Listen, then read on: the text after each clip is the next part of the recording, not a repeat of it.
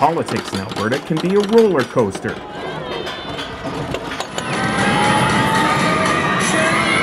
Fluctuating revenues, boom and bust economic cycles, along with new political rivals. Apparently the back is fastest. That's when you get the best torque. I've never been in the back. You've never been in the back? I've never been in the back. It's here on the roller coaster we find Alison Redford and her 9-year-old daughter Sarah during a rare break in the Conservative leadership campaign.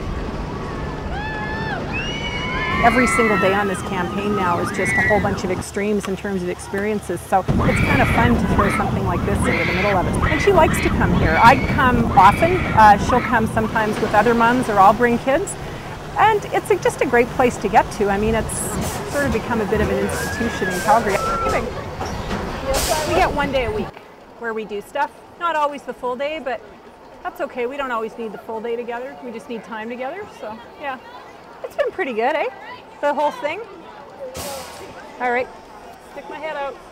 46-year-old Redford has been sticking her head out a lot. The first-term MLA is the only female candidate in the Tory leadership race. Her political career includes 3 years as provincial justice minister and attorney general. As a lawyer, she was senior advisor to Prime Minister Joe Clark, with her legal work taking her to Africa, Asia, and Europe, including a UN assignment overseeing Afghanistan's first parliamentary elections. My very first job is when I was 13, and I worked at the Dairy Queen on Fairmont Drive in Willow Park in Calgary. And it was an ice cream only store, so we didn't do hamburgers or anything like that, and it was only open from May to the end of September. So it was a great job. It was 3 blocks from my house, and I had 2 or 3 after school shifts a week and then worked on the weekend, and it was where everybody came for ice cream after baseball and high school football matches. I remember having to practice making the swirl on the top of the Dairy Queen ice cream cone, because you were never allowed to serve a Dairy Queen ice cream cone that didn't have the swirl. And then the big pressure was if the ice cream was at all soft and you had to dip it in the chocolate coating, and there were a lot of people in line, which is usually when the store got warm and the ice cream got soft, and everybody would see you dump the ice cream and it would fall off the cone. And it was quite mortifying for a 13-year-old. Can we go on the ship? Yeah. Would that be okay? Okay. All right. Okay. Yeah, would you come on that yellow one? I don't know. Do you stand on that one? I'm not going on that one. Why? I've never been on that one, and I'm not going to go on it. It's fine, trust me. I can't, Sarah. I'm a wimp. Between rides with Sarah, we sat down with this so-called wimpy mum for a non-policy chat. The last book I read that I really had looked forward to was Nelson Mandela, Conversations with Myself, and that's partly because I lived in South Africa for 6 years, and I worked with him. I knew him. I mean, we worked in the same office sometimes, and I knew him a little bit.